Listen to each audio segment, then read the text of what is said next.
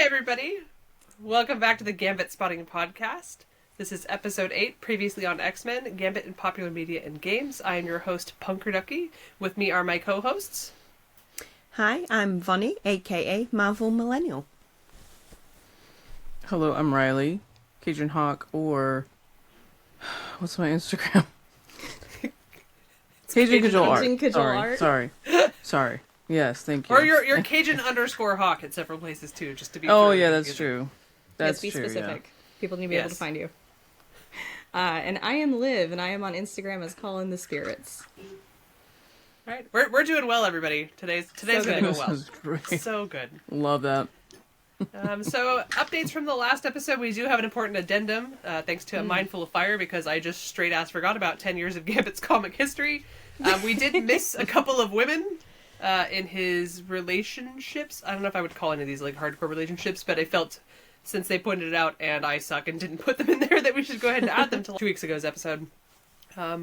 So, some forgot women. We had some flirtations and dates with Dr. Ceclia Reyes, which I actually really liked her, but obviously, like, him and Ro worked out shortly thereafter, so that's probably why she was just a blip kind of there. And then there was kind of this weird, like, alluded to previous hookup that had never previously been mentioned with Frenzy. Like, he'd interacted with Frenzy multiple times without it being mentioned. And then there was, like, some, like, one-off where there was, like, an implied history between the two of them. And then shortly thereafter, he went back to being like, no, like, not interested. So that was kind of weird. And then there was, from the Claremont Gambit flashback short run where it was, like, him and Storm, there was a woman in there named Marissa who suffered a really shitty fate, basically, after getting involved with Gambit. She was turned into a monster and then yeeted into space. She got the really poor end of the stick for that one. I don't know if yeeted is the right word. I would, like, maybe, like, she was plot-wise, away. she was yeeted into space. Yes, okay? Like, yeah, you're not wrong. Wow. I guess it's better than being fridged, but... Yeah, she turned into a hideous monster and then was, like, taken away. Which is not better. We're done with you. Please move along, ma'am. Yeeted. You are no longer again, aesthetically pleasing. Please leave. At least, like, Ceclia Reyes and Frenzy got to, like, stay and be involved, and they didn't get... Please go fuck off to space. Yeah, get yeeted into the atmosphere. Because you got ugly. Which, that's, like, the shittiest reason. Like, oh, God, we can't have you here. You're like, you need to... Wow. You need to go. Again, that one was written by Chris Claremont, and we are all aware of kind of the weird shit that he writes sometimes. So It's very creative. it's very creative. It is There's very a polite way to say that. 90s what I do. throwaway Yeah. plot points and throwaway characters, apparently. I digress. Anyway, let's get into our main topic this week. So we're going to start out with Gambit in animation. And the reason we're doing this again is because we're going to go kind of into, like, the Christmas episode. We're going to go into some of these stories that involve some of these versions of Gambit, so I want to at least make sure everybody's aware. Most of you guys probably are. If you are not, this is all stuff for you to check out. You don't necessarily have to do it prior to our Christmas episode, but you should check it out at some point. There's some really good media out there. And some not good media out there involving Gambit. So we're going to start off with Gambit in animation. The first kind of little bit here is going to focus on the animated series, the original animated series, which ran from 5 seasons from 1992 to 1997. Gambit was in that starting from the very first episode. He was voiced by Chris Potter, and then towards the end of season 5, and I think maybe a couple times prior to that, there was some random fill-in by a guy named Tony Daniels, which if you listened to the podcast before, you know my random hang-up about that is he's also the voice of Tony the Tiger, and it fucks with me every single time. So I just need to make sure that everybody's aware that Gambit also does They're Great. It's just... It's just weird. He did appear in all 5 seasons of the show, even season 5 with the funky animation and weird voice actors. And interesting storylines. X-Men, the original animated series, is kind of what got me hooked on comics. It was like my gateway drug because I had older brothers, but they read like Mad comics. That's the thing, right? Mad? Yeah. It was a long time ago. Yeah. They read those. They read some like G.I. Joe stuff, but X-Men was not in their purview. G.I. Joe. They're also like way older than me, so like they were like moving out when I was like 5. Yeah. So like my interaction was very limited, and then they kind of fucked off, like Marissa. So I didn't send him to space. Okay. Yeeted Straight to space. Straight Bye, to space. brother. I would eat them straight to space, but I did not. But watching the animated series, and then I had like the Pizza Hut VHS that I wore out. Like that was my introduction to the X-Men, And the then cups. I wanted to learn more. Wait, the Pizza Hut what? Cups. There was a VHS tape in cups. They had a Yeah. whole Yeah. Really? Yeah. Yeah, you guys had the best Yeah. stuff. standby. Yeah.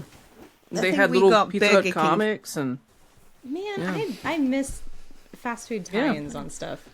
Check this out. I just got this on eBay yeah. That's so cool. because it's a Gambit Yeah, we had Rogue all cup. those. I've I got had Burger King. no idea that existed. Looks a little Yes. tan. I mean, you know. He's got some It's sun. from It's fine. 1993. Copyright 1993 Pizza Hut Inc. That's amazing. It was on eBay for like $2, and I was like, "What the hell? Let's just add more crap to my Yeah, collection." $2. Yeah. Oh, mine is Shipping, 1995 $35. Burger King. Oh, nice. See, we're Oh throwing wait, what's out that? Is that an action figure? Yeah, it's like, the little well, ones that don't move. it moves at the waist, it throws the card, and that's about it. Nothing else moves. Oh, so we're bringing out the Nice. nostalgic bullshit because of this. This is how No, this no, works. we really are, yeah. However, this was a big deal at the time, like to have the representation, and this is again the gateway drug for most kids, with the exception of ones that were already into comics. Like it was kind of like that. Hey, check this out. Do you want to learn more? Like, they had like a whole series. It was like an associated comic to the show, and then obviously like you have main 616 that's occurring at the same time. So it was a good introduction. X-Men '97, as we're going to go into in the future, is kind of doing that for the current generation, and I think that's awesome. It's cyclical. But again, they fanged us all as kids, and here we are. As for his characterization, 30 years later. Ugh, that hurt to say. Little is known about Gambit, basically in the entire first 5 seasons of the animated series. He was, like, mysterious. He was written as kind of like this guy we don't know a whole lot about, and we're like, can we trust him? Can we not trust him? Like, it's basically how it was written in the animated series was how it was being written in the comics, because they were kind of both coming into being at about the same period of time. And the show didn't have a lot of stuff to build on from the comics because there wasn't a lot about him out there yet. Yeah, because, like, okay, so sorry, quick on that. 'Cause Tangent. Just to follow up, because, like, I know that was kind of part of the characterization, is that, like, you know, he is coming in from the outside, meets, you know, Kid Storm, like, that's how he's brought in, instead of being like, yes, a student that went to the school and, you know, rose through the ranks and all that. So I know that in the comics-wise, he's also introduced as this mysterious figure, but, like, how much of it is following that characterization, and how much of it is the show going, we don't know who this character is, because he's literally being written as we're also writing the episodes, so we're just gonna, like, keep it high level and vague, and we'll figure it out later. I think that's a lot of it. And also I've heard some of the original like show people like Larry Houston and the Lawalds talking about how their introduction of Gambit and Rogue as characters and their relationship was something that they kind of interjected inadvertently.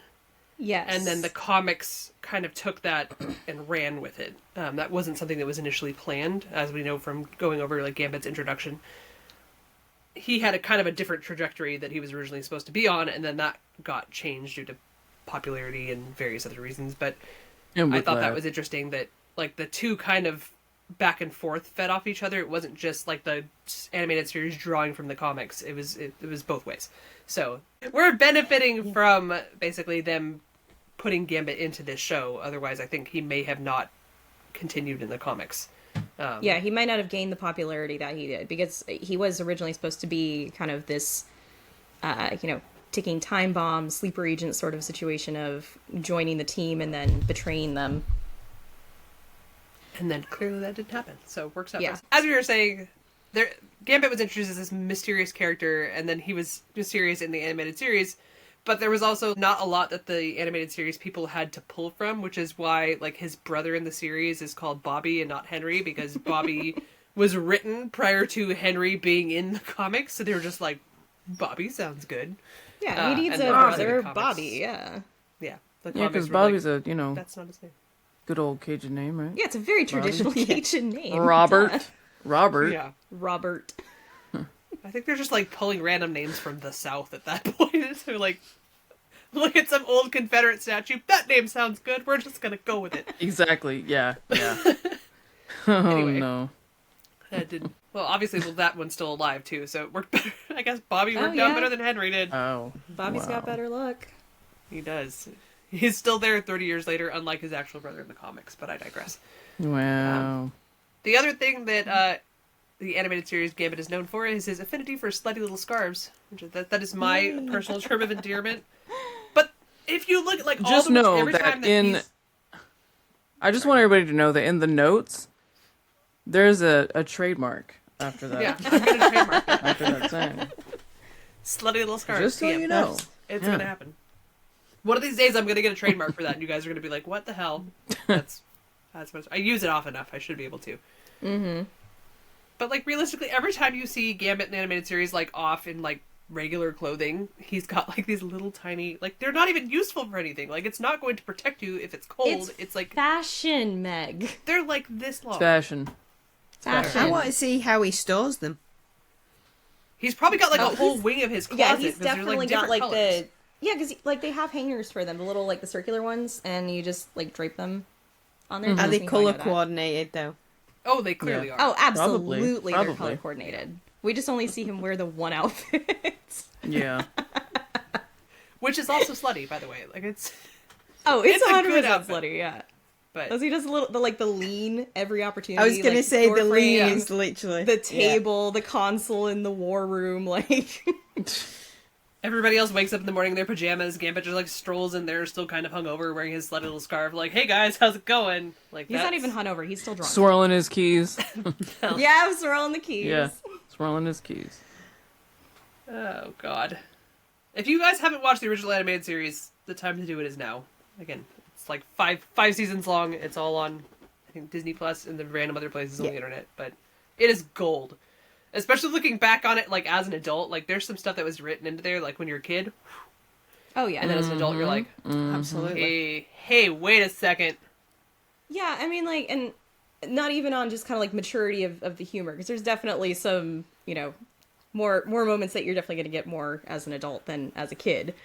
But like even just the themes, I think for a kids show at the time were like they're really heavy topics. They were talking about like diversity and discrimination and all these acceptance and like trying to work through differences with people and there were some really really good heavy themes that were explored there. So I think like it holds up. It's definitely there's especially dialogue wise a lot of cheesiness, but it's period accurate cheesiness. It's not like you know what I mean.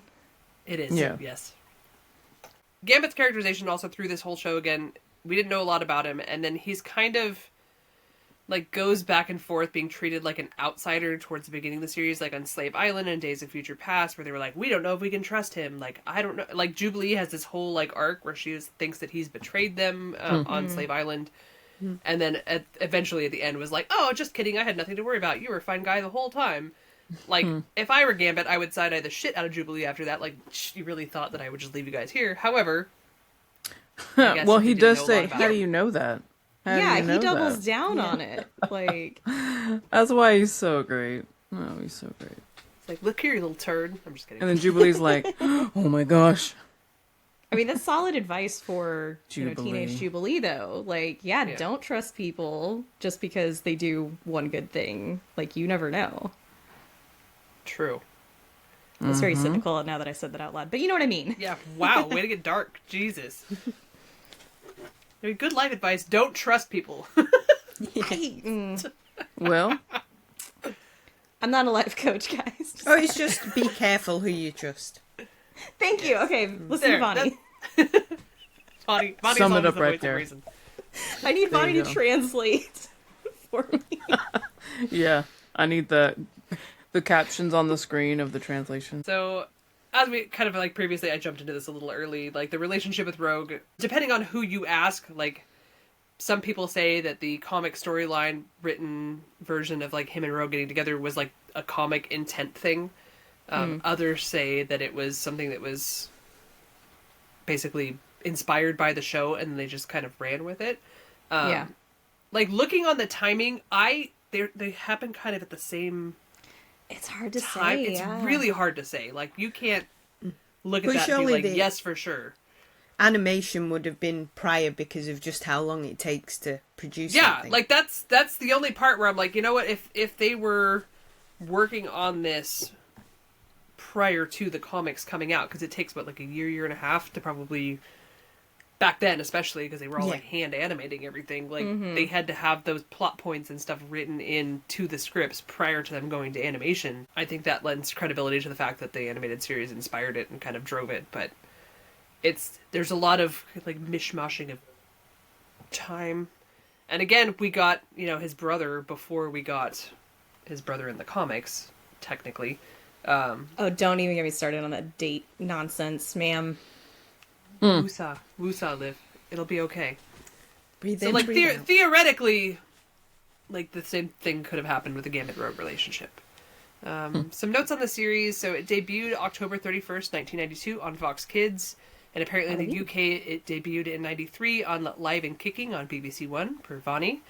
It, again, heavily follows the Jim Lee era, early 90s like lineup and the story arcs and everything that they were doing at that period of time, because that's what they had to build off of. And they were handling heavier topics, as we've discussed, compared to other series, especially at the time. They were geared towards kids. Like, the plots in the X-Men were very adult, and yeah, like you can watch it for the action, the characters, and whatever, but like going back and watching it as an adult now, you're like, wow, like this actually taught us some legitimate life lessons other than don't trust strangers. Like just it got really Which deep is for a very kid's important. show. It is, unless they're cute Cajun strangers with slutty little scarves. I mean, then you're cool with just having meeting them in an alley. We all know that. You know, I have story time. When we were in Scotland and I met up with Bellegarde, we were walking around some like little kind of outside town in Edinburgh that was like runs along the river, and there was lots of alleys, and we were trying to convince my husband. He always refers to Gambit as like a dirty street urchin, and I was like, no, like he looks like the kind of guy that would drag you into an alley in a good way. And then he was like, what exactly is like drag you into an alley in a good way? And we were trying to like explain it to him, and then he was just like looking at the both of us like we were sociopaths basically, and was like, what is wrong with you two? Lots. But we had a good point. He didn't want to listen to it. Yeah, it sounds like he's worried about you. Yeah, a little bit, yeah. Again, I don't blame him. I don't I blame don't him. know how you have not ended up on a true crime podcast. Oh no. You know, it's the As the time subject, is mind still you. happening. Just the one Time have is my still one happening. That is a true statement. fiction. That is an extremely true statement. Time is still happening. We still have time for me to be murdered and end up on a true crime podcast because I let a strange Please Cajun don't. man drag me into Please it. don't. Please don't do that. This is the only podcast you should be on. Yeah, you're not Okay. allowed. Okay, anyway. Going back to the animated series, do you guys have anything else to add about the original animated version of Gambit? Anything in particular that he inspired or made you guys aware of? Sorry. As a child, I just wanted to be Gambit. That's it. That's fair. That's it.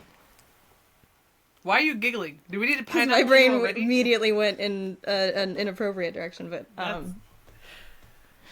your Yeah, for phrasing just real. left Get the door that open. I'm so pineapple. sorry. I was trying to leave the door open. And then none of you took the bait. I'm proud. Or should I not be proud? I do have to say, in Scotland, there was a surprising amount of "that's what she said" that came out of Vonnie that I've never been more proud of. I believe it. One Only of in us. response I believe to it. Meg's eyes peering into the side of my head. I didn't Like, even have to say anything. She was just like, "That's what she said." Like, Nice. perfect, flawlessly. I've corrected her. Yes. Beautiful. See, you can't trust people. Yeah, Exactly. No, I think no. I think all of us in our merry little group here, I think that was pretty much all of our like main introduction to Gambit. Except for was- Riley. Except for Riley. I'm sorry, Riley's too cool. He is too cool. He actually, read the comics properly. No, my cousin is cool. I'm not cool. Oh, okay. You're He was cool by just comic. association. But, Yay. yeah. Yay. Like, I think that's just, I don't know, that it's become my comfort show now. One of my comfort shows. Like, I can just rewatch that all the time, and it holds up. Like I said, some of the dialogue hasn't, aged super well. It's very, very superhero 90s sort of camp every now and then. I mean, you know exactly what I mean by that. Like, I'm not saying that in a bad way at all. But yeah, my fiance did not grow up watching the show. So when I was trying to kind of give him a bit of a primer before introducing him to 97, because I'm like, he knows X-Men. I'm definitely the Marvel person. But like, he knows of it. I'm like, okay, so I'm going to have you watch through the animated series. Like, it'll be fun. And he couldn't. Oh. He was struggling. So I was like, okay, all right, I'm not gonna have you do the whole thing. I will do highlights. Like, here's the important bits that I need you to know so that 97 makes some sense. Here's some stuff. You're at least fair. I made my husband sit and watch all 5 seasons with me prior to X-Men 97 coming out, because I was like, here's the deal. Like, this is coming out. It's going to be a continuation. We need to watch this. Yeah. So you could be aware. And then he was just like this the whole time. Mm-hmm. He was not having a good time. And then even like watching 97, he was like it's just not. Okay, so Wow. he loved 97, although he unfortunately was like, I really like Magneto. I'm like, no, that is not. Get out. Okay, hold on. He's getting Hold on. yeeted. It's not too late to call off the wedding, okay? Like, We eat him. I was gonna say. yeet him into space. Opera gloves? He likes opera gloves? Oh, no. No. I have concerns now. Oh man. No, so I If you ever listen to this, I have concerns. I think that's you Yeah. just pineappling my whole Pineapple? relationship. Yeah. Yeah, basically. It's the pineapple no. of concern. It's not Yeah. the pineapple of hoarding. Well. Also, he has just wandered into my door frame, so that's great. You won't be able to hear any of this except for His what I'm ears were burning. His Clearly, ears were like, burning. He can't hear it. Yeah. saying. Is he leaning against the door frame, like judging you like Gambit does? Or is it with the scarf. with the No, scarf? Yeah, he's slutty little scarf. TM. Standing directly in the doorway going, It's like, so what if I like Magneto? Fight me. oh man. Sorry, Gumbo's climbing him like a tree now. So yeah. Oh, like Meg does, right? Yeah, with I didn't say anything. The pineapple is out. I You did were not say a thinking it. thing. I you shut were up. thinking it. It's you're not wrong.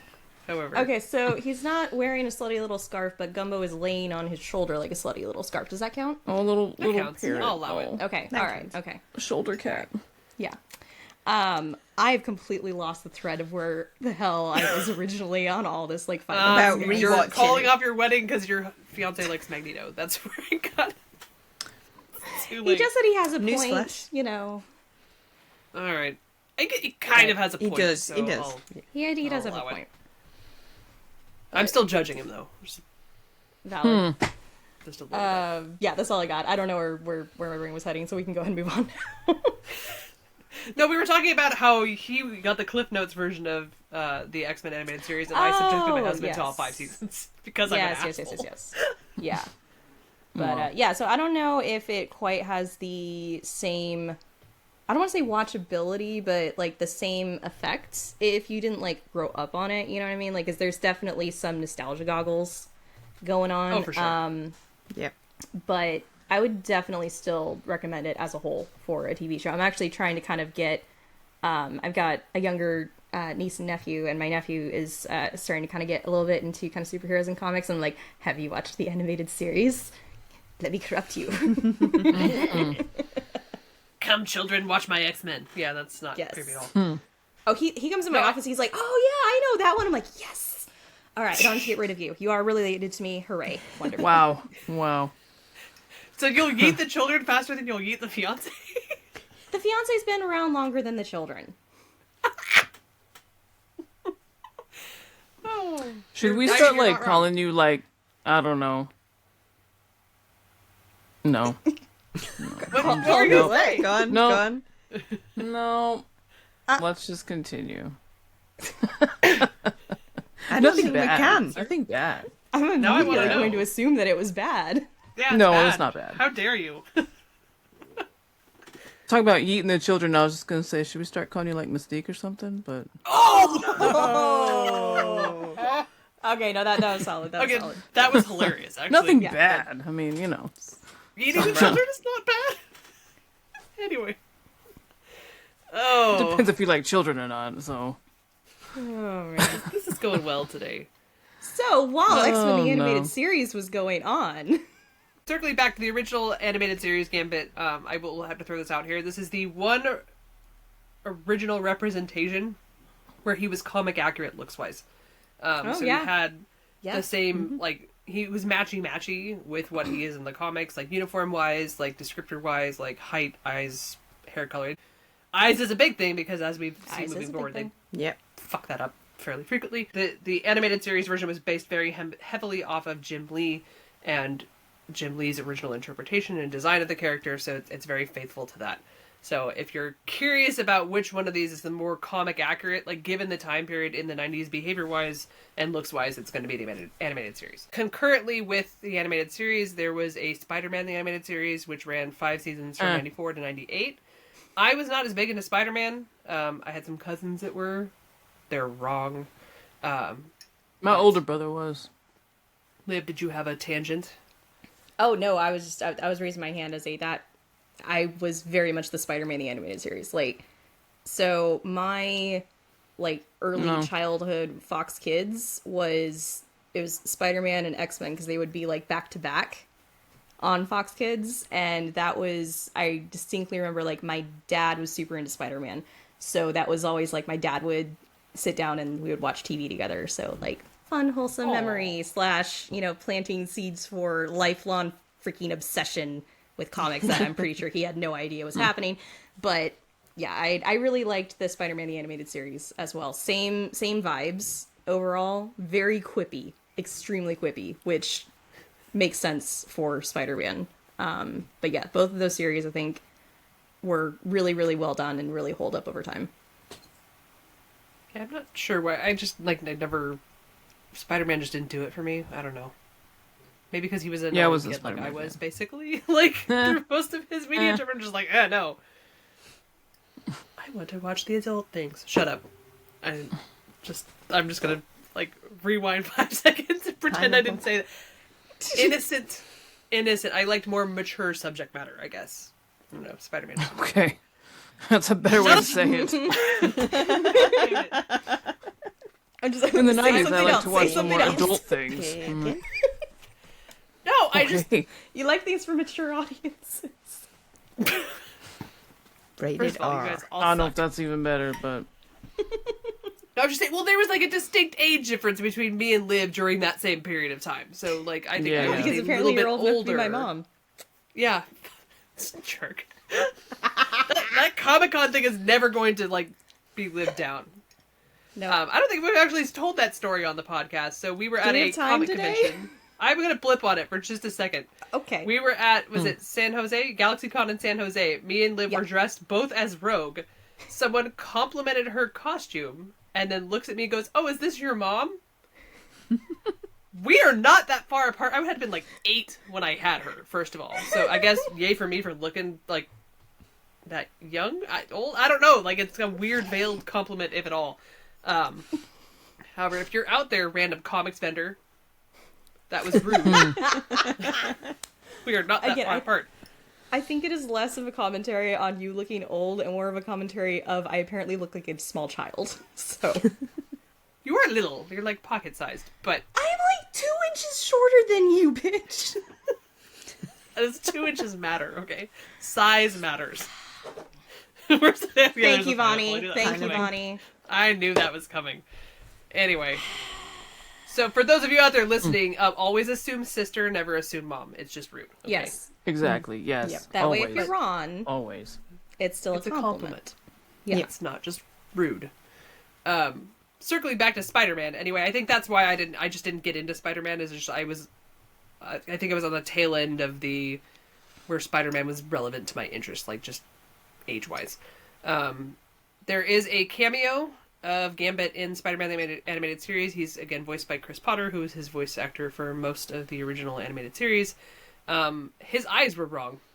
And that is the one thing I did notice when I would occasionally go into there. It's like every time he appeared, like his eyes, he was like brown and white. Like, well, and also they didn't get the coloring on his costume right all the time. Like sometimes it was blue. black and the sometimes blacks it was were blue. Yeah, sometimes the blacks were blue. Yeah, they So look like very the different in that show. Yeah. Like, just if you're going to go through the whole process of like adding him in, like you have a reference right there for the original. Like, why didn't they just be like, hey, we're gonna have him look just like this and appear that way? There's like kids can track it, because I think he looked different enough that people were like, is that the same dude? Like, it sounds like the same dude, but is it the same dude? Because it was just slightly off. It was like the Temu version of animated Gambit. No, it wasn't the X-Men. It was the Y-Man. It was the Y-Man. It's the Y-Man. Not the X-Men. The Y-Man. It's close enough. It's missing the little leg on the X, but it's fine. No one will notice. Just kidding. The obsessive children will notice. The undiagnosed children. The future undiagnosed autistic kids noticed for sure, okay? There were never any signs. That's one right there. Like, wait a minute, this is not right. Yeah, most kids are like, whatever. Like, some of us were not whatever. Some of us were very upset. Okay. Gambit was only basically in a Spider-Man animated series to kind of move the plot along, and then disappeared again. So it was like a weird, I don't know, they were trying to like cross between the brands to bring kids from one show to the other, perhaps. Wasn't that the one where Spider-Man turned into a spider? Where he got all the arms? I don't know Spider-Man lore. I don't know about that, but I remember him going to Charles and he's like, I need help, and Charles is like, you're not a mutant, so I can't help you. So I got sorry. that. Okay, so tangent. Here it comes. Yeah, so it was that Peter Parker's DNA was showing signs of mutation, but it was like showing signs of uncontrolled mutation. So he was going to Xavier to be like, dude, I don't know what this is going to eventually turn me into, and I need to not be a mutant because I have concerns that this is going to become out of control. And Xavier did kind of blow him off a little bit. And then Gambit's like, here, I know a guy. His name is Sinister. Right? Go see that so, guy. Beast goes after him. They both Beast ends up getting captured, and they think that like Spider-Man did it. I don't know. So somebody's brain checked out for the day. It's not the best. But then they have to go rescue Beast, and it's a whole thing. Beast. But yeah, he does have mutation issues like later on. It's not in that episode. In that episode, things are looking like they're gonna go in that direction, and he's trying to get like ahead of it. Yeah, I didn't watch Spider-Man. I think I watched Spider-Man just basically for the couple episodes where Gambit was there, and then yeah. I could still take it or leave it. Moving on, the next animated appearance of Gambit comes pretty much the next decade. He's in X-Men Evolution. There was 4 seasons of that show. It ran from 2000 to 2003. In UK, it started in 2001. He appeared basically in 2002 during season 2. He was there episodes 16 to 17.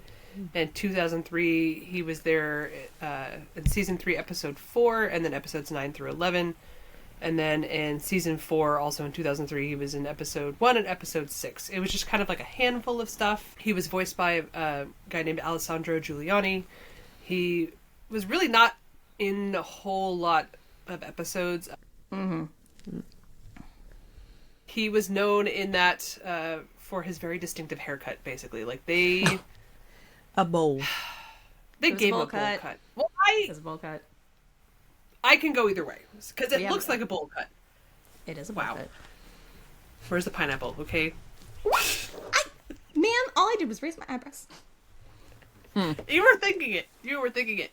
Anyway, I think it can go either way, because it does kind of look like he wears the head sock, that it might be like longer hair tucked into the head sock. We never actually see him without the head sock to know what the rest of his haircut looked like. Is that better? There's a bit of mystery. There's a bit of mystery. I don't know.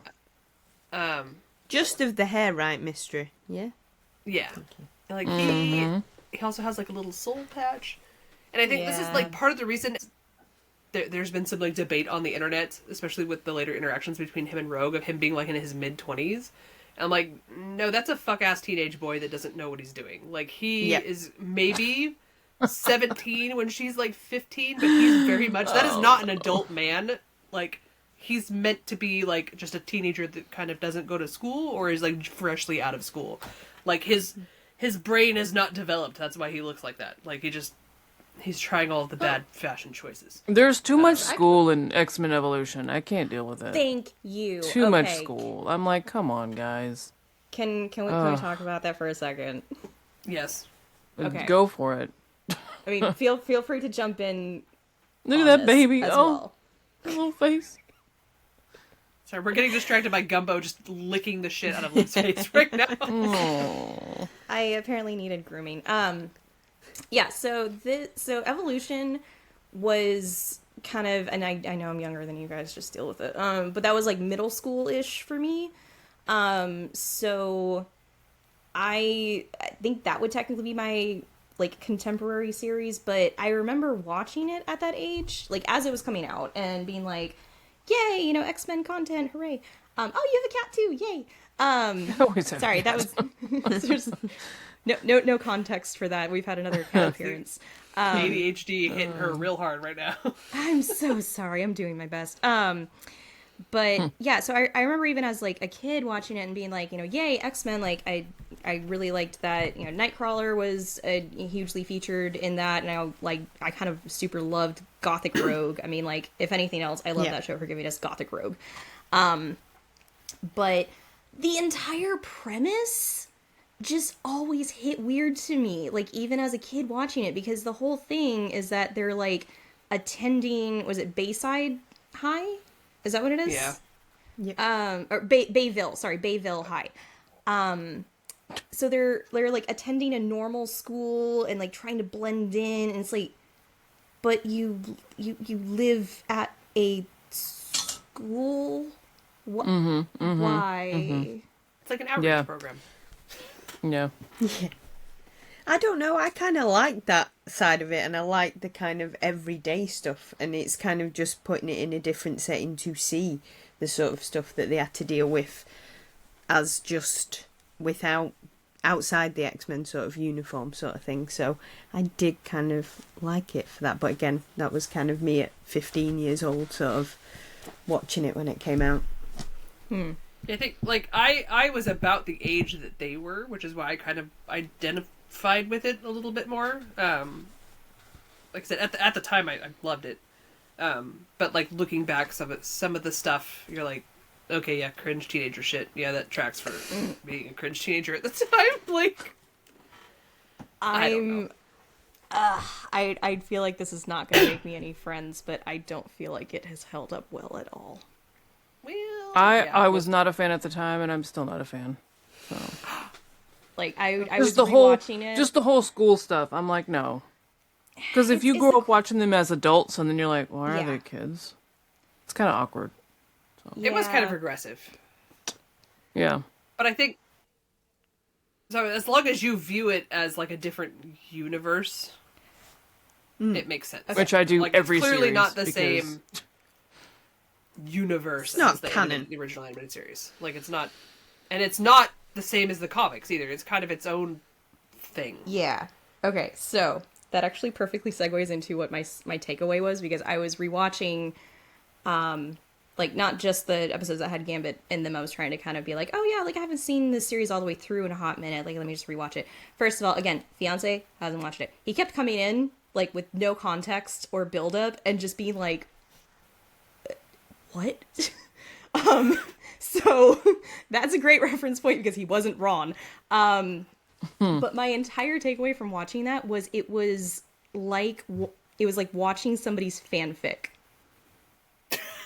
Wow. That track, there is a surprising amount of actual fanfic based on that show. It's it's like an it's almost AU disproportionate. Yeah, like how much because- fan fiction is out there about that particular show. Yeah, so because like it had all of the characters. It even kind of like had elements of plot lines, elements of relationships, but it didn't follow anything from the comics. It's all AU. It had like little nuggets of things here and there to kind of tie it back in. But yeah, just my entire takeaway was like it feels like it features things, but it isn't the real thing.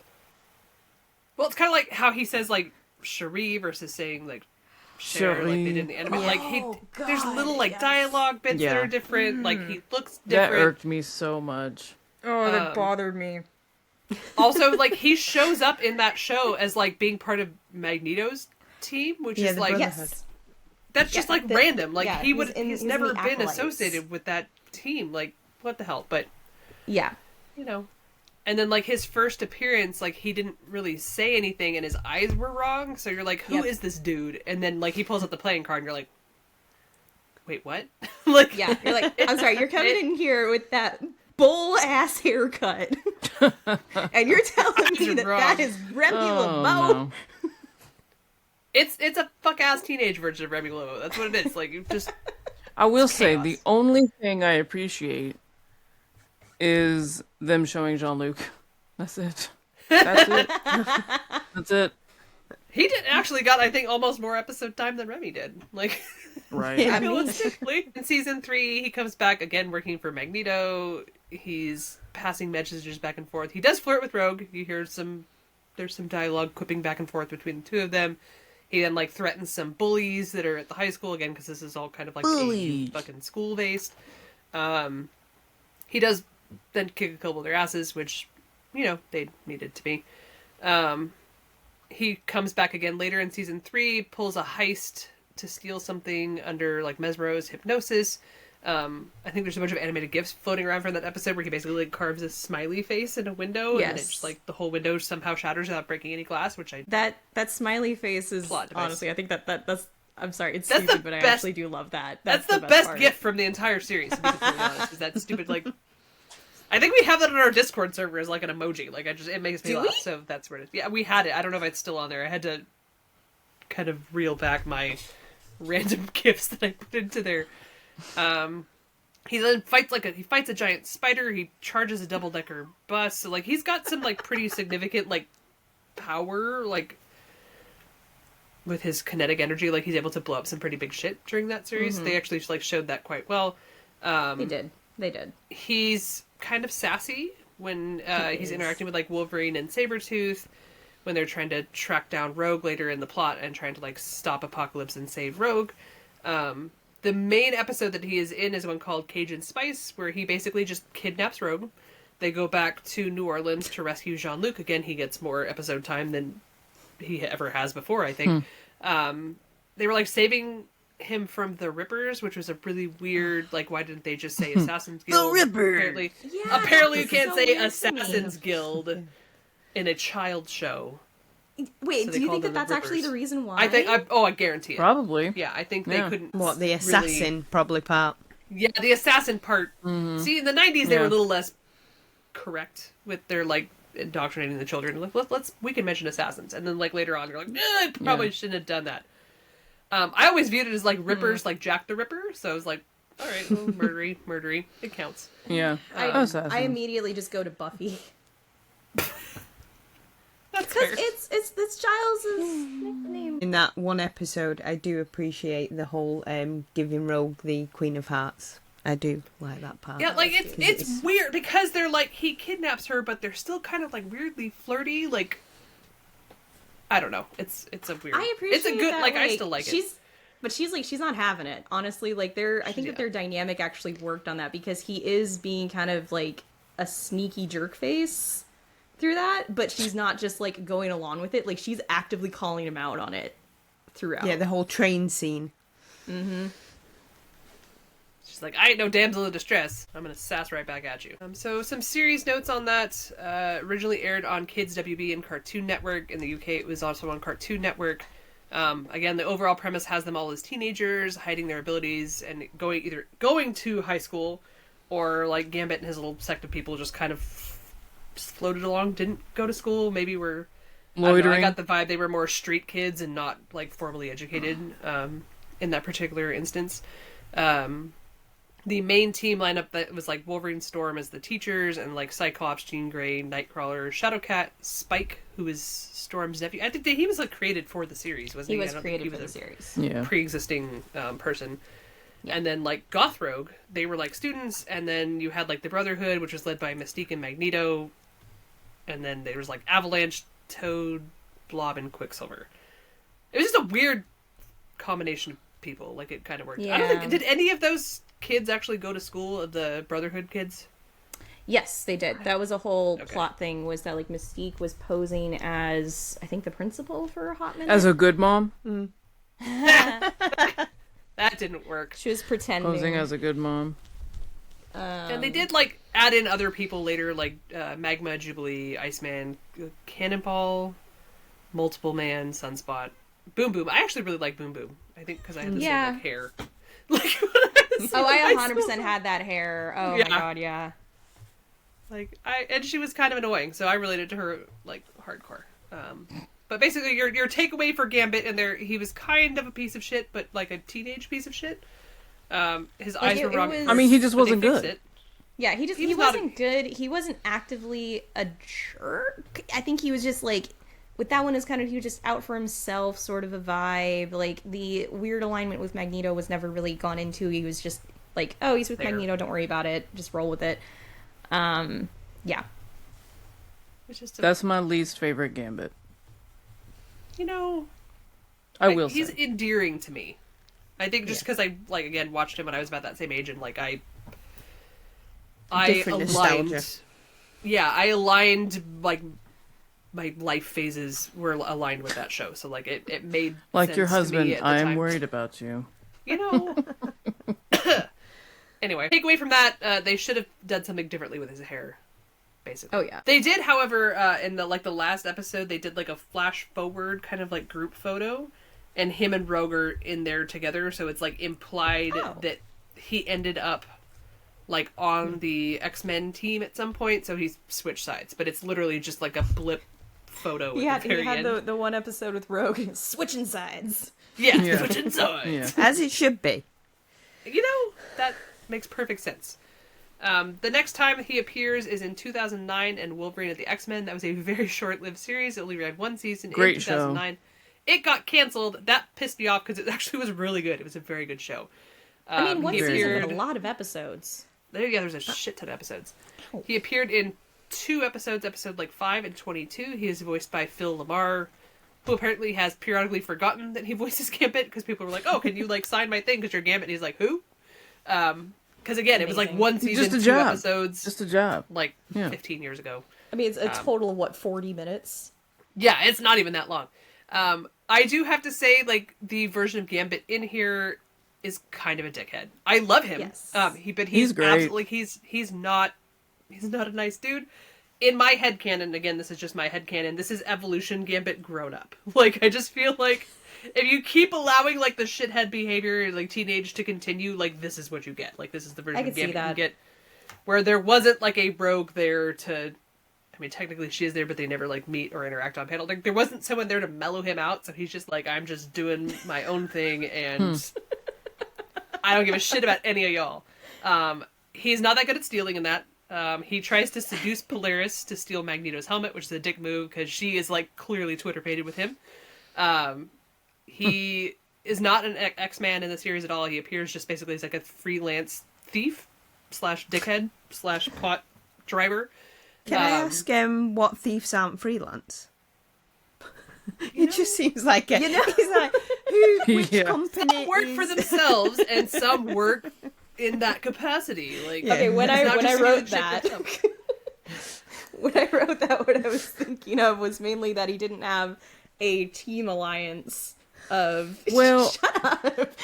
I thought that they were talking with the Thieves Guild. They were, but it was a weird. And then he's just like doing his own shit though. He's like, I care. You can just hire me. He's out for himself. That was kind of weird how that was handled. He does have, I will have to say, his hair in this has gotten slightly better than Evolution Gambit, but it's very much like that, like 90s, like Leonardo DiCaprio. Like, is it curtains? all of the guys had that curtain same bangs. haircut, but it's Oh, like no. 10 years later than it should have been. Like, this is something that should have capped off, like, in the early 2000s and not 2009. It's just like, anyway. Hey, if it I works, happen to like this particular version, again, because I also had a thing for, like, the Leonardo DiCaprio haircut boys. I mean, most of them. same. It's just, didn't you have that same haircut, Liv? You had the... First of all, fuck you. She's spicy because I'm not wrong. I show you Anyway. one childhood picture. Oh, you showed Yeah, her? Yeah, it's Why she would should you have do never, that? never done that. Never done that. It's not safe. All I'm saying, if so that's much. not in the non-context, like, spoiler thing that you make, then... I'm not putting my For this childhood picture episode. on there. They did get the eyes correct on the first try. Well, he's only in 2 episodes, so it's really hard to screw it up. The accent is better. He sounds more French to me in this one. He sounds kind of like they were leaning a little harder to the French. He basically, like, steals shit. He steals a power dampening collar from the mansion for Bolivar Trask Group, which is something he... Like, he's basically, like, kind of playing both sides there, I think, to get... I don't know what the whole point of that is. Again, it's only 2 episodes. You don't get a whole lot of contact. He's basically, like, tracked down by Wolverine. They have, like, a warehouse fight, and then they hire him to steal it back. There's a lot happening. Yeah, but, like, so he's already stolen it and handed it off, and Wolverine's like, okay, well, I'm gonna pay you to steal it back, basically. I don't know why Wolverine would do that, but, you know, maybe it's because he's a really good thief, Yeah. clearly. Like, What is it, like double? Double Yeah, their pay or he something like that? he tosses the bag of money that Gambit got from the first job into the fire, and Well, it's that's like, very well, nice. I'll And he's like, like, I'll pay hey, you my double." money. Yeah. Yeah. Whatever they're and paying then, you. then he doesn't pay him, so you know. Yeah. And then, like, in his second appearance, he's working for Senator Kelly and then infiltrates Genosha to steal Magneto's helmet, which he doesn't actually end up doing. He never interacts with Rogue, and basically the series is set a year after an explosion destroys the X-Mansion, which is why Wolverine's in charge, because basically, like, Xavier and Jean aren't present. Are they killed? Are they dead? No, I think they turn up eventually. They go missing, missing, presumed dead. But I actually did not ever watch this series all the way through. You should. It's really Yeah? good, actually. It's been a while since I've is gone really back and good. done a rewatch on it. Yeah. My intent was to watch this on the plane, and then my downloading wasn't working for me. I don't mind this rogue, actually. Okay, She's very I badass. Actually, I can't- really like the Rogue in here. Yeah, I don't can't mind deal with her. how she's drawn. The hair I drives mean- me insane. Yeah, You know, I like got the you little there. Pony. No, it's not the pony. Why can we see her facial features through the bangs? It was the Oh, style. I see the pictures, yeah. Like they're white. Like, they're not. It's like, you know, see-through. like the animes do that. So Yeah, it was they like, don't usually show it through there. I mean, like it was like the hair was not there. It was like a window, and that just drives me nuts. Like if you're gonna have it over the eye, I shouldn't be able to see Yeah. her eye. Maybe it was ghost I bangs. got you. I don't like that either. Ghost But Ghost. yeah, Ghost bangs. ghost bang. Oh, Lord. Again, so Gambit was in, like, 2 whole episodes of that in 2009, and then we basically don't see him animated again until 2024, when he pops back up in X-Men 97. We know we're at least getting 3 seasons of that show, so theoretically it'll be running 2024 through 2027 at the very least.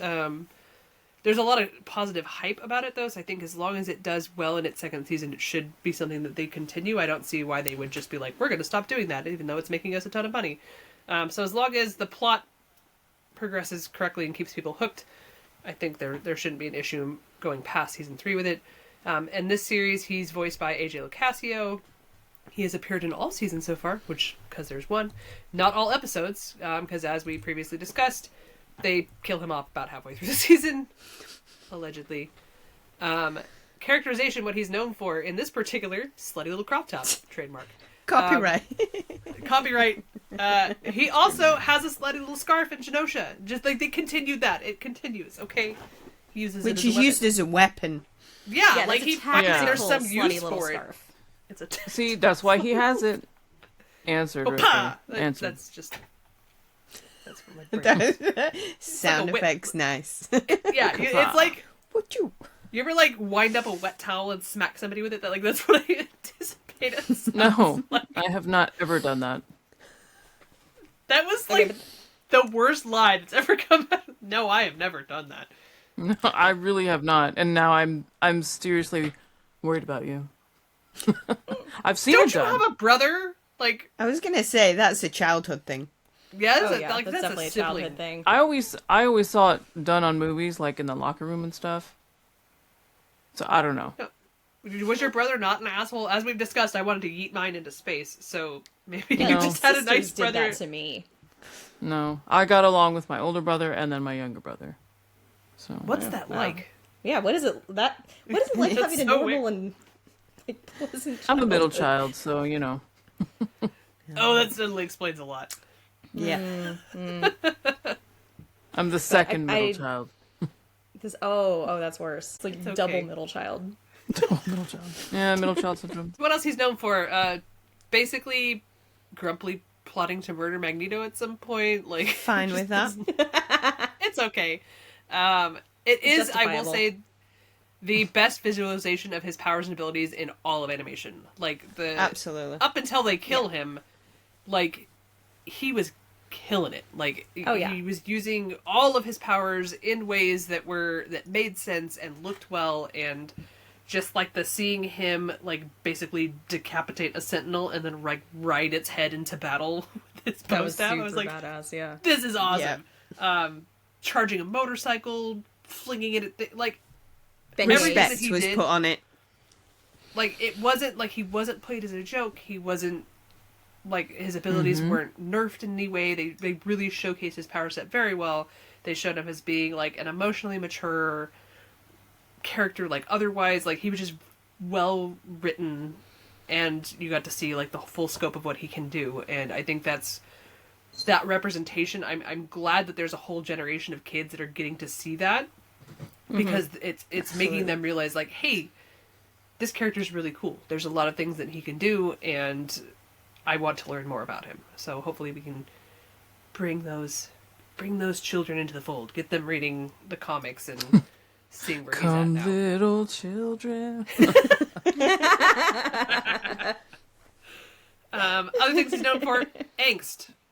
Obviously, angst. There's So a lot of much angst. This is actually, it's not less angst or more angst necessarily than the comics. I think it's just a more compressed period of angst. Because realistically, like in the comics, we have 30 years of angst between like him meeting Rogue and him marrying Rogue.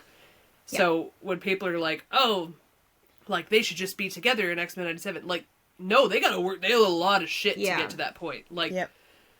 the Magneto thing is something that they worked through again in the comics. It's framed a little differently here, but it is something that it was a decision that she had to make in the comics, like her seeing other people and then realizing that like, hey, touch is overrated and this is the person I want to be with.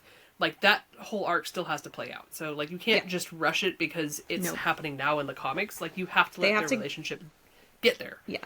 They have to go on the journey first. I think that part of the problem is because like they've been married for 7 years at this point. Yeah. And she's also had control over her powers for the same amount of time. So, I mean, I know we talk about people who are seeing, like, Rogue and Gambit in media, and they haven't, like, caught up to Mr. and Mrs. X. They're like, wait, hang on, how are they touching? That's messed up. They shouldn't be able to touch. But it's also, I think, the other way around, where we've got people that maybe aren't in that same mindset of growing up on the animated series and having all of that history in the comics, where it's like they went an extremely long period of time where they couldn't touch, and they're just used to they're married, they have this great relationship, they're able to touch, they're able to cuddle, and like, no, we have to get to that point. Like, if you look at the animated series where it left off, they were nowhere near that point where we can go ahead and transition. There's still a lot of groundwork that needs to be covered.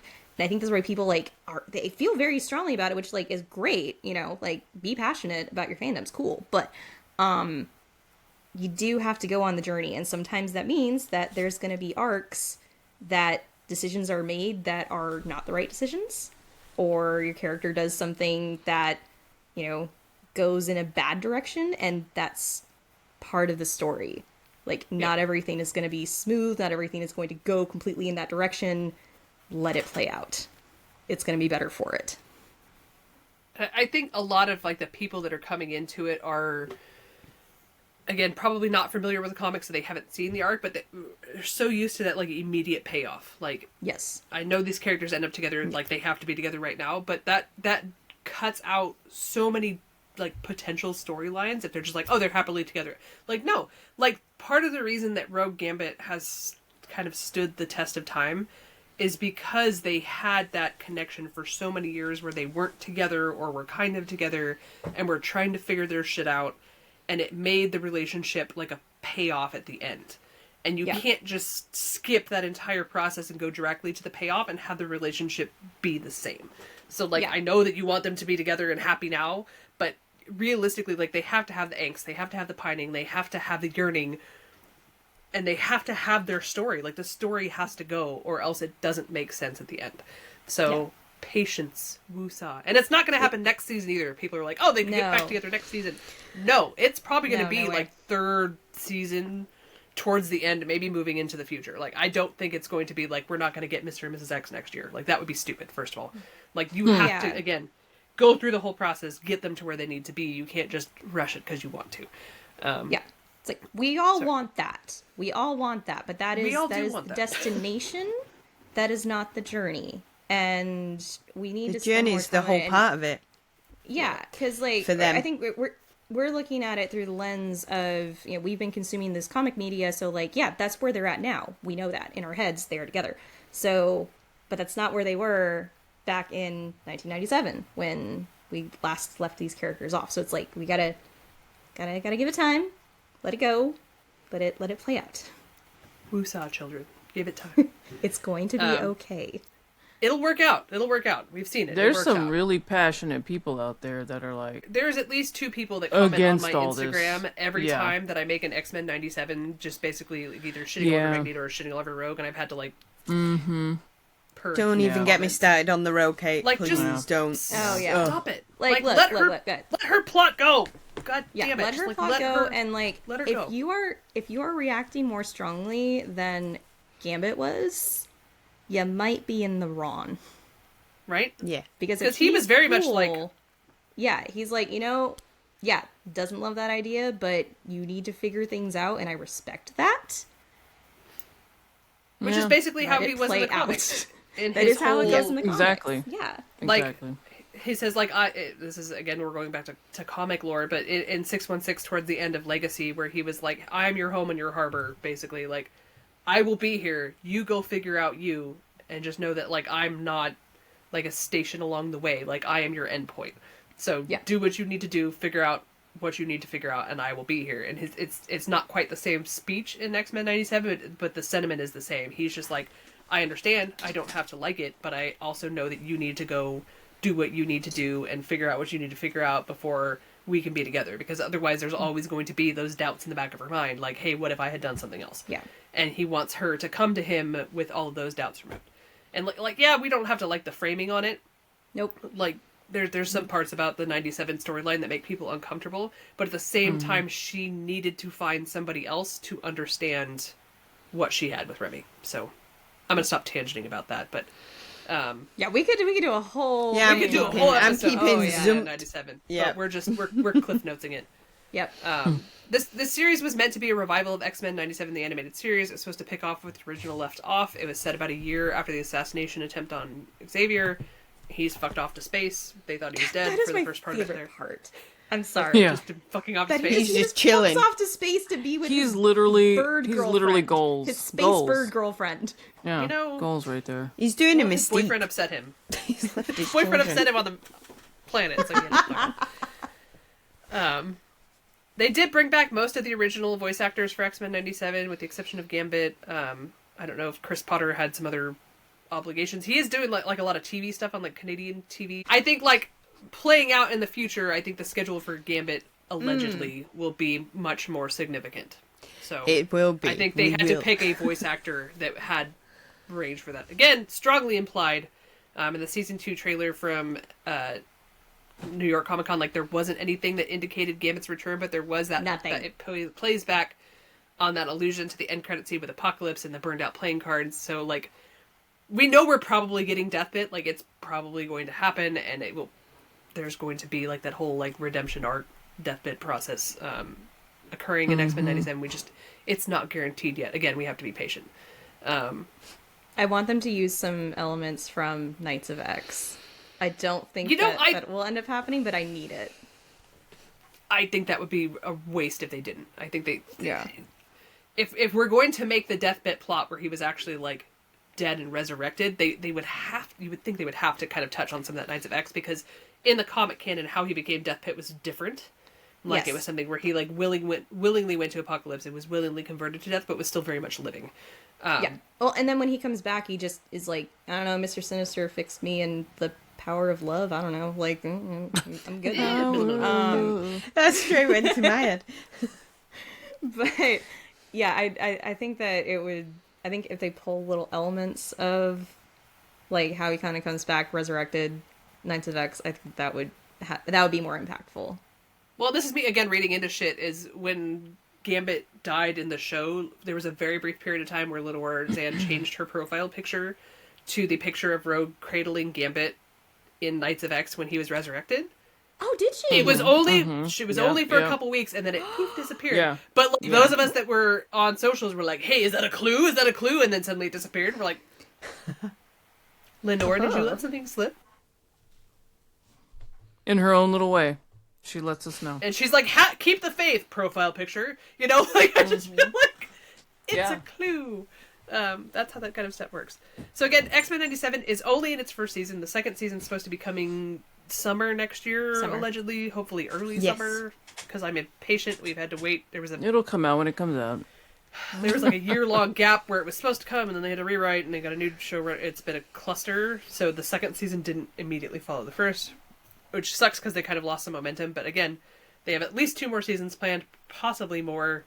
Yeah, and I think they're saying after this, it should be closer together. They're starting to do the production, like the pre-production for stuff. Yeah, they're already further I think ahead. season 3 is pretty much already done, and season 2 hasn't aired yet. So like they're better on it now than they were with the first season.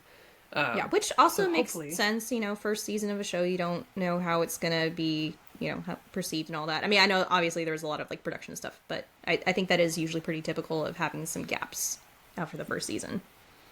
Good things take time, and we're ready to wait for it till it's ready. And good plot takes time, we're waiting. People. Let the plot play out.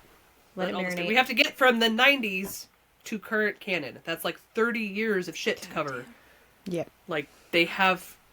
Even if they do like a decade a season, that's still like it's going to take them 3 to catch up to current. Like and I don't. Yeah, like aren't they in what like I think they need more time. 2000s or something right now? Yeah, like they're starting to dabble with some plot points towards like the beginning of the 2000s, but not. So it depends on what their timing is and how many more seasons they get before they get up to like where we're current, basically with storylines. And I think it would be a disservice to just blow through that and not give us some of the really good arcs that were in the middle there. Yeah. Let's see. This last year, there was some Lego stuff. There was Lego Marvel Avengers Mission Demolition. He's voiced by Steve Bloom. There was other little Lego short X-Men versus the Sentinels, which is on YouTube. It's super cute. It's super cute. He sounds very French in all of his iterations. They're like, I think they missed the Cajun, and they're like, French works. Yeah. So if you haven't checked out any of the Lego Gambit stuff, again, it's mostly very new. It's not been something that's, I think, widely broadcast. Like, I don't see a whole lot of information about it. It's not to the hype level that X-Men 97 was, for sure. But Lego Gambit is adorable.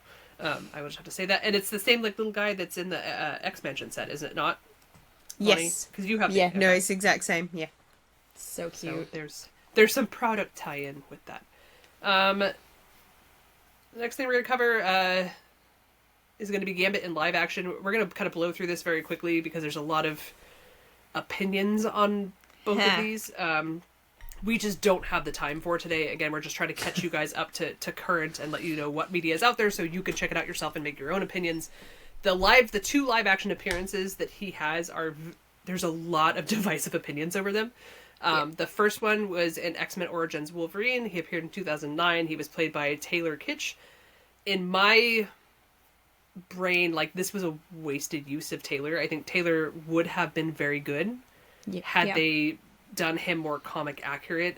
He was kind of a supporting role. He was in like one fight, and then he kind of has some smaller action scenes, and then he kind of pops in basically at the end.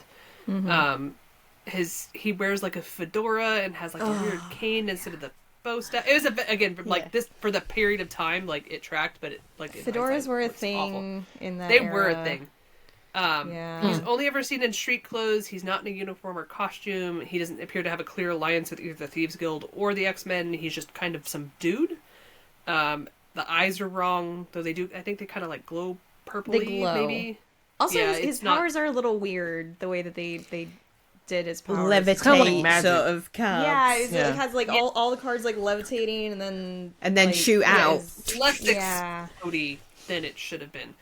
Yeah. But like, I think had it been a better movie overall, like, because like realistically, like, if you look at the same way, like the original Deadpool also came from this movie, and we see how much he changed. True. Like, I think that there's some changes that need to be made. They should have probably made him more comic accurate, because he wasn't really recognizable other than saying that his name is Remy LeBeau. Like, if it weren't for that, I would have he was just some dude. That guy was. He didn't have the accent. Like, he didn't. Well, he had kind of an accent, but it wasn't. It was generic Southern accent. It wasn't vaguely close to Cajun or how it's supposed to be. It was just kind of some dude. It was honestly. He sounded very much like he sounded in Friday Night Lights, which is these like, because it sounded more Texan. Wow. Yeah, it was not the best, but it is a representation that is out Pick there. a Southern state and go with it. If you haven't watched X-Men Origins Wolverine, and you want to see how Deadpool looked originally, that is the movie to watch. It's got some okay moments in it. It's not the best. I mean, that's my favorite Deadpool because he can't talk. Yeah. That's valid.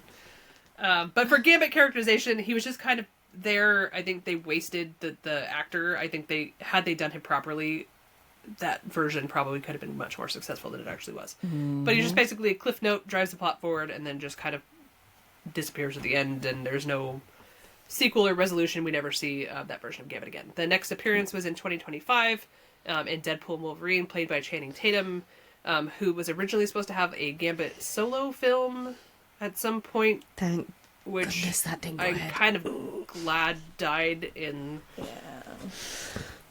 the process there. It never came to be, because like he was like rom-com, like belladonna era. It was a Gambit. joke almost, wasn't it? It was not. It was not a very serious.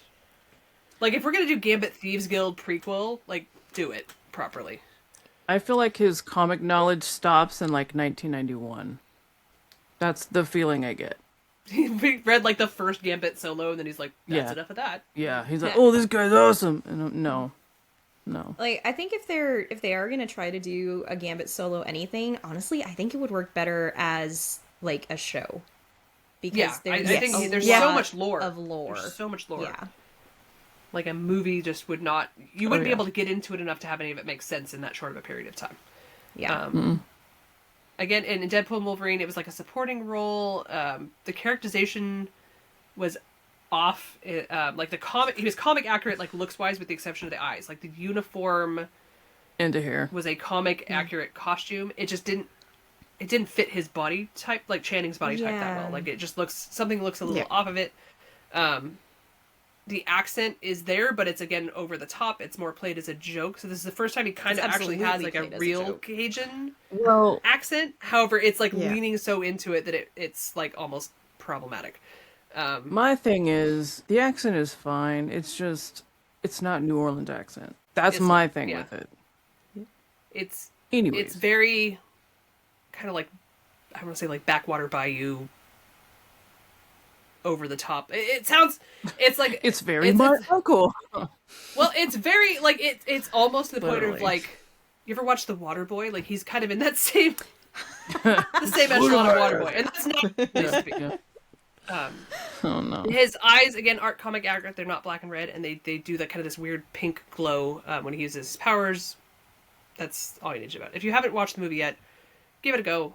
It's actually not a terrible movie. I liked it, but it's not comic accurate Gambit. I got excited when I saw the cards, and then I was like, oh. Yeah. I think that's kind of where most of us were at. He's supposed to reappear in Avengers Doomsday, which is coming out in December 26th. Let's hope he dies. Played... Oh my god. Riley, simmer down. Who said that? That is wasn't also played by... Simmer down! We have... Stay on point, guys! He's played by Channing Tatum in that, too. The next thing we're going to jump into here is video games, and again, I'm going to blow through this. There's a lot. We don't have a... There's a lot. Basically, first appearance was in Spider-Man X-Men Arcade's Revenge in 92, which was on SNES. I think that's the only one I ever played. Really? He had a couple of Sega games. We only had a Super Nintendo. He was in X-Men and X-Men 2, The Clone Wars on Sega Genesis. He was in X-Men Game Masters Legacy on Sega. X-Men Mojo World, also on Sega. And X-Men Mutant Apocalypse, which was a Capcom game. He was in X-Men vs. Street Fighter, Marvel vs. Capcom, Clash of the Superheroes, Marvel vs. Capcom 2, X-Men Mutant Academy, and X-Men The Next Dimension. He was actually voiced by Tony Daniels in those two. So Tony the Tiger also voiced him in several games. So Every time I hear that dude's name, that's all I think about, and it's all your fault. they're great. That's my goal. I did play some of like the Marvel vs. Street Fighter, or sorry, the X-Men vs. Street Fighter, but I think it was like on the joystick like arcade game. It was the arcade version. Yeah. That's why I same. played it. He's in Marvel Ultimate Alliance as a non-speaking, non-playable character, and Marvel Ultimate Alliance 2, where he is playable. He is in Marvel Ultimate Alliance 3, The Black Order, where he's playable. He's voiced by some guy named Michael Dunn, and then Rick Pascalone. I don't know if it's pronounced correctly, respectively. I've never played either of those games, so I couldn't tell you. He is in X-Men Origins Wolverine the game. He's voiced by a guy named Chris Edgerly. I didn't realize that was a game until yesterday. I watched gameplay for it. It actually looks kind of cool. Oh, alright, maybe I should look into that then. And then as of this year, he is in Marvel Mystic Mayhem and Marvel Rivals, voiced by AJ Lacasius. I think this is only the second time, other than Tony Daniels, technically, where the voice actor from the cartoons is doing the voices for the game as well.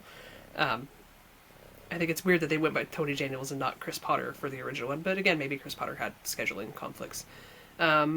He's also in Marvel Superhero Squad Online, X-Men Destiny, Marvel Heroes, Ultimate Marvel vs. Capcom 3, and Lego Marvel Superheroes, which are all newer games. And then there's a couple of mobile games, Marvel Strike Force and Marvel Snap, which are mobile and there's no voice to it. So, we could, again, take an entire episode to go over games. We're not going to because we don't have the time to. But if you have not played any of the games, I've started to get back into Marvel Rivals. I played it last year and sucked, and I probably will play it this year and continue to suck. But now they have Gambit that you can play, so I'm more inclined to do so. He's a great character. He looks great. He looks great from He's all around just great. Like the gameplay, and so I've been watching some YouTube videos trying to not suck, but I'm just gonna keep dying. That seems to be where I'm at. We'll hit that practice range. We got you. We got you. So that brings us to Smash or Pass. Riley, this is you. Would you like to bring up this week's Smash or Pass? Sure. All right. So Smash or Pass. Gambit from Wolverine and the X-Men. Pass. Okay, Meg. Pass. Meg, why are you smashing that? It's the boy band haircut. I had a thing for that. I continue to have a thing for that. That's basically all it is. And he's kind of a dickhead, which again tracks for most of my dating history. Boy band haircut and dickhead personality. Honey, my husband's a very nice man, but he is a combo breaker. Right. Okay, he is a combo breaker. Okay. All right, Vonnie, why are you passing? Well, I didn't really see that show. I don't know why I missed that one, whether it came over or not. But if he's not interested in my rogue, then it's a pass then. Okay. All right. Liv, why are you passing? I'm passing because in Wolverine and the X-Men, he's kind of an asshole. Like, some of us like that. Okay, gosh. I mean, like the haircut's not my favorite. It looks like basically a bowl cut with the boy band bangs, which is a weird combination for me. So just the looks are not moving the needle enough. I would smash Evo bit before. He's a child. Live. How dare you? I was gonna say. Ma'am. We don't know that. We don't know his age, first off. Second off, again, was contemporary. Evo, when but it barely came out. legal. Sorry. Oh my god. Pineapple. Like, personality-wise, I feel like he's actually more redeemable versus Wolverine and the X-Men Gambit. Just, God, he sucks. Like, there's out for yourself in, like, a sexy way, and then there's just, God, you're kind of a dick. And he's definitely in the second category. Well, he just didn't meet Rogue. Yeah. Yeah, it's been Exactly. straightened See out. there. Okay.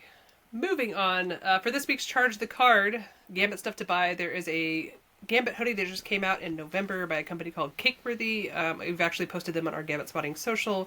It's like a purple front zip sweater with a little like Xavier's logo on the front chest, and then there's a animated version. It looks kind of like they're maybe trying to do like X-Men animated series kind of on the back of it. It looks like a nice one. I'm not a fan of the back, but they've actually been selling very well apparently from what I've heard. They're available in unisex sizes small through 4X, and they retail for $69.99. So go ahead and check that out on our page, and I will link it in the comments. And that is, nice. $69.99. Nice. For comic spotting, upcoming comic appearances, dropping actually today, should be the same as this episode, Unbreakable X-Men number 3, supposed to come out today. Next week will be Rogue Storm number 3 on December 17th, and also the third collected volume of Uncanny X-Men.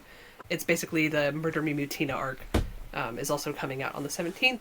And then at the end of the month, the Sorcerer Supreme number 1 was coming out December 31st, which is, he's supposed to be in that with Wanda, and they're vying over who's going to be the Sorcerer Supreme. We all know it's Wanda because they did. I was going to say, forward, spoiler and we're alert. like, the next, spoiler alert. Yeah. The next thing is like Wanda, Sorcerer Supreme. So it's just kind of like, well, thanks for that. Hey, I want to see what happens to get to that point. I'll probably wait for it to be on Unlimited. And that brings our episode to a conclusion. We went a little long today because there was a lot of stuff to cover. A lot. I apologize. We kind of like speed ran through the last little bit there, but I think the animation had so much to kind of go over with just the amount of it compared to the other media that was going to take a little bit longer. Yeah, and there's half more the content. video games I have never seen and or played. So if you're a gamer, we will put a list in the comments for the episodes so you guys can go see if there's anything that you have missed. And with that, we'll see you guys 2 weeks from now for our Christmas special, where we're going to go over Christmases in X-Men media and in comics. And we possibly have a special guest coming in for that one. So stay tuned, everybody, and we will see you next time. Bye-bye. Bye. Bye.